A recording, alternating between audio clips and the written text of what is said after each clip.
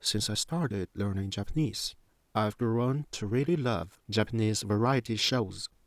Food, travel, school life, traditional arts, or even agriculture programs. I enjoy them all. Today, I want to share a clip from Netflix's Articulation. A few Japanese variety talents drew kana from a ladder and tried to blow out candles using the sounds on their lips. Sounds easy, right? But for Japanese people, it's actually quite difficult. The kana they drew included ko, ta, e, de, ra, shi, do, chi, ne, ku. Only two of them succeeded, and their pronunciation was criticized for being noticeably distorted. Not standard Japanese anymore. Hi, I'm Noriyuki. Welcome back to my Japanese learning channel. In the previous video, we talked about the tone of Japanese vowels. Today, we're going to talk about the breath, the airflow in Japanese. In Japanese, shin are essentially a consonant plus vowel syllables, traditionally classified as seon and dakuon. In writing, seon versus dakuon is very straightforward. If there's no circle or mark, it's seon. But phonetically, the voiceless consonants include the ka, sa, ta, ha, yo, and the semi-voiced pa, yo. Many learners feel that Japanese voiceless consonants are complex because one row may contain more than one extra sound. This phenomenon exists in many languages.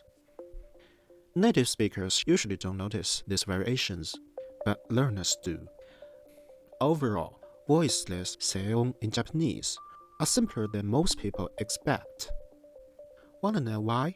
Check the shorts link on the screen. For Mandarin speakers, voiceless seon are generally friendly. Most have similar sounds in Mandarin. For English speakers, kana like chi, tsu, hu can be tricky, but you can start safely from the English in some dialects.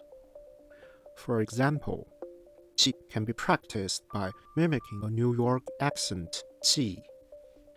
If you want to feel this wet chi, I highly recommend searching for the classic testimony scene in My Cousin Vinny. Listen to Marisa Tomei's 20, 2, timing. Does that brassy chi sound different from the English you're used to? The slightly compressed, wet friction is exactly the anchor feeling we're looking for. Another way is to search for T on four vowel. You'll notice that, for some Americans, tea leaf sounds remarkably like tea leaf. In the New York accent, the T at the beginning is very explosive. That creates slightly compressed friction, and it actually sounds closer to Japanese chi. Let's try it. Chi, ch, ch, chi, chi. If your chi doesn't feel natural, or if you're unsure about other sounds, please leave a comment. I'll make a video to help you find the safe anchor point. From my experience, for native speakers of English or Mandarin, it is actually not that hard to produce voiceless consonants that Japanese people can understand. But for more authentic, precise pronunciation, the hardest part is airflow control. Even though the variety show performers at show fact, they actually highlight the Japanese way of pronouncing. When learning Japanese, you actually need to switch your airflow pattern. Only then can you produce truly natural Japanese voiceless consonants. Every language has its own phonetic priorities, but human speech organs are actually very lazy. Our brain automatically searches for the easiest and most efficient way to communicate. So different languages develop different ways to save efforts. Let's take plosive consonants as a simple comparison.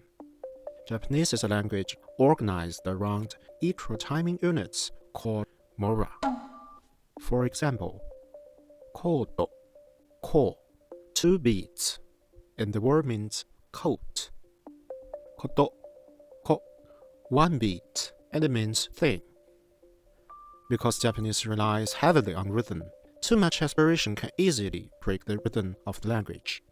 So, for Japanese speakers, whether p, t, or k are strongly aspirated is not the key factor. Kodo, kodo. A typical counterexample is English. English is a stress-timed language. For example, the word ticket, which I mentioned in the previous video. Tick is stressed, so it is longer. Kit is unstressed because of this. The vowel often becomes a schwa, and the t release may even disappear. This is just how English naturally reduces effort. So, it's ticket, not chiketo or tiketo. Still using the word kodo in the 2025 NHK morning drama. When Haven from the United States first arrives in Japan, he pronounces kodo something like kodo. A little bit like the English word coat, he naturally treats go as a stressed syllable, turning it into a diphthong. And the k aspiration is also much stronger than in Japanese. But after some time, once he becomes familiar with the Japanese airflow, he gradually switches to the more economical Japanese pattern, and his pronunciation slowly becomes closer to kodo. Now, let's switch to Mandarin for a moment. Mandarin is a tonal language. For example, pa means be afraid. Pa means to crawl. When speaking Mandarin, the vocal cords must constantly manage tone. Pa, pa, pa, pa, pa. If the language also required strong voiced constructs, the workload might be too heavy. Language evolution is extremely complex, but simply speaking, in modern Mandarin, plosive consonants mainly construct by aspiration. Voiced plosives disappeared. This is also a type of effort-saving strategy in speech. And this is one reason why Mandarin speakers often find it difficult to naturally perceive Japanese voiced sound. If this still feels a little abstract, let's try a small experiment. Try this with me. Take a breath, say pa pa pa pa pa pa pa pa pa pa pa. You will notice that pa gradually becomes closer to ba. This happens because your brain automatically chooses the easier way. The aspiration gradually decreases. For Japanese speakers, a strong pa sounds like blowing out a candle, but the softer ba sounds closer to a natural Japanese ba. Let's try another experiment. Take a tissue, hold it in front of your mouth. Let's see what happens. Say the English word to or the Mandarin word tu. The tissue will move strongly. Now say stew or du. The airflow becomes weaker and the tissue moves much less. Now imagine the Japanese speaker saying you beto or Mandarin 肚子饱了. The tissue may barely move. And native speakers might hear you beto and 肚子饱了. In reality, no one said anything wrong and no one heard it wrong. The airflow patterns are simply different. Japanese is not about strong or weak sounds. It's about controlling airflow to protect rhythm. If you listen to the beginner recordings of Minna no Nihongo, numbers, time, dates clearly show these breath patterns. For example, 7時, not 17時 or 17時. 5つ, not 5つ or 5つ.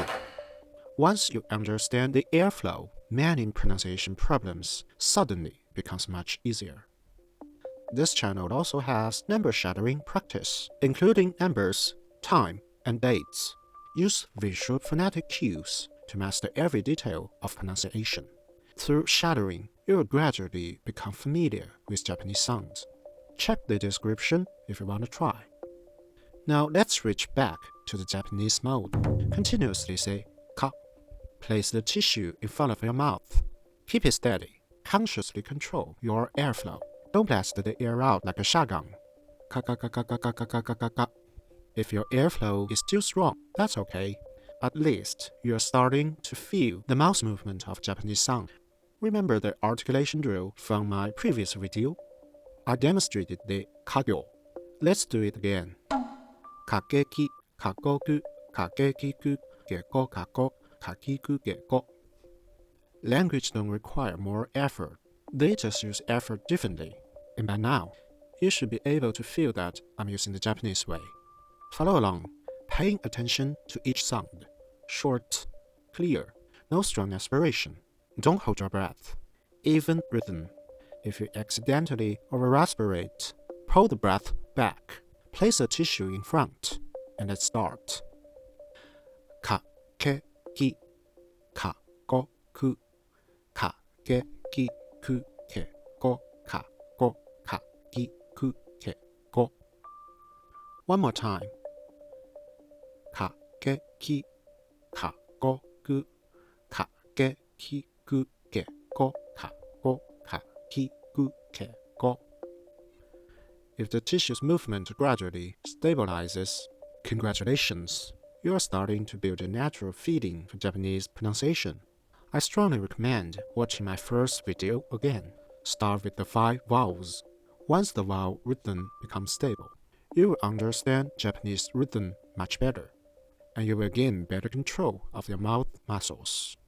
This channel also has kana articulation practice covering all rows of the gojun. You can practice with me anytime. That's it for today. Next time, we'll discuss a special consonant row, the ragyo. 成城Noriyuki's Japanese Learning Channel。日本語の勉強、皆さん一緒に頑張りましょう。